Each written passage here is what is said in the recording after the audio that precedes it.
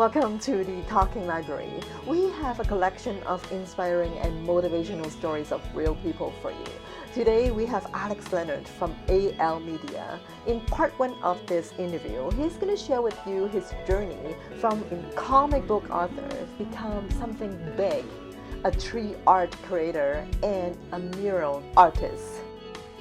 Well, thank you, Alex, for joining the Talking Library.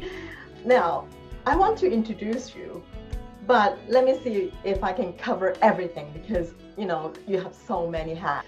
So let me see, you are a videographer, you are a business owner, so you're an entrepreneur, and you're a graphic novel author. You also have a radio broadcast going on weekly. You public speak, you're a public speaker. You draw mural, huge, big mural. And you're also an environmentalist. How many hours do you have in a day to do all that? Yeah, so I typically have 28 hours in a day. I have actually a time travel machine that I can go back at 12 o'clock at night and go back to 8 p.m. just to get another 4 hours in. So I typically operate in 28 hours. So I got it from Harry Potter actually when I visited Hogwarts for my third year in the Gryffindor common room. Yeah.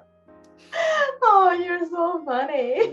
I used to watch a lot of crime scene investigation. I bought like a forensic kit and I was like going around like checking the house on like doorknobs for like fingerprints and doing all that kind of things. I think at some point I came upon the idea of being an artist. I wanted to be a graphic novel artist, and this is getting into my teens. I used to read a ton of comic books, and that's really I have all these comics that I've worked on and made, and a lot of them are self-published, and I've had success with those. You can go to Heroes comic book store downtown London, and you can buy some of my comics.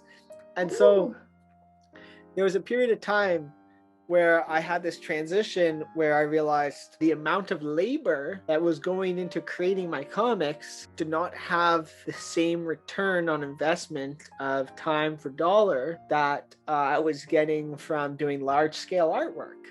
Right. And I don't mean this in any way to discredit comic book artists. I think it's actually incredibly impressive, the work that they do and the fine craft behind it. But when I was spending like a year plus working on a story and then like selling that for $10, you know what I mean? Like just one issue. Now, of course, if you're in the scale of mass production and you can mass produce these, it makes sense. But for me, it was still like, flipping a comic at a time. And it just didn't make sense. And it's kind of sad, to be honest. My interest in art really shifted to design murals because I could make a much larger artwork that's more likely to be noticed by the public, that's going to have referral traffic, in a much shorter period of time, and I can charge a lot more for that. Or if I didn't have to pay for food on the table, I would just give the stuff away for free. But again, there's something to be said about valuing your artwork with actually putting a price tag on it. And I think that in itself, art is a very subjective form of craft to put a price tag on. Like how do you put a price on art? I mean, of course there's subjective standards, there's objective standards. I think more people undervalue themselves, and I think there's a lot of overvaluation, but that even presumption is subjective by nature, right? Because whatever my anchor is as to anything that below this is undervalued and everything above this is overvalued is my anchor. And so that anchor on a scale will be different per person, but yet the value that they're giving themselves is realistic to the market. It's hard as an artist. It can be hard. It's not definitively hard, but I think it can be hard because I think that you internally feel undervalued a lot of the time, but you also can be realistic in what you could charge. So to give you an example, the comic book example, right? The amount of hours and time and thought into the story that I've put into those comic books, that's a really extensive, detailed piece of artwork, right? Like each comic book could essentially be worth $100, but you have to be realistic with what the market is willing to pay. Because if the market is only willing to pay $10 a comic or $20 a comic, then my valuation, internal valuation to say, well, you know what, like, I think that this is worth way more because of all the effort and thoughts and, you know, interconnecting storylines and everything like this, right? Like, I'm going to value that. But I think that I may actually undervalue it. I may not see it in that light. I may not actually hold myself up to this golden standard that we all should hold ourselves up to. But I think a lot of people don't, and they look down on themselves, or they don't see their work. You know, they're always self-critiquing and things like this. So when I say undervalued, I think there's a lot of that self-critique and that self-doubt. But then when it comes to valuing, it's like, you know, I couldn't go out there and be like, well, you know what?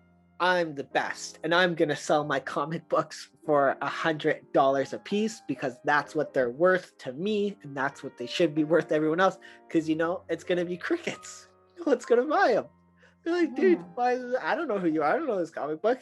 Even if it was like a really well-known author, they can't really get away with that. No one's going to buy it, right? So I think that there's your own internal compass of valuation, and then there's an external compass of valuation, and that external compass is often driven by market factors and commodify, you know, and all the side of economics and things like this.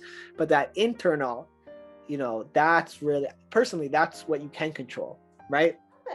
After the mural phase, what happened? So what happened was really, you know, I continued to get really involved in street art, and I made a series of paintings. And, you know, I moved to Montreal, became very invested in the music scene. And I guess at that point, I kind of shifted from this idea of being an artist to wanting to be a journalist. And so there's a period where I wanted to read. That's Alex Leonard from AL Media, part 1 of his story. Stay tuned for part 2, where he's going to share with you his idea of being an environmental and political journalist. He shifted his focus to something even bigger. See you next time.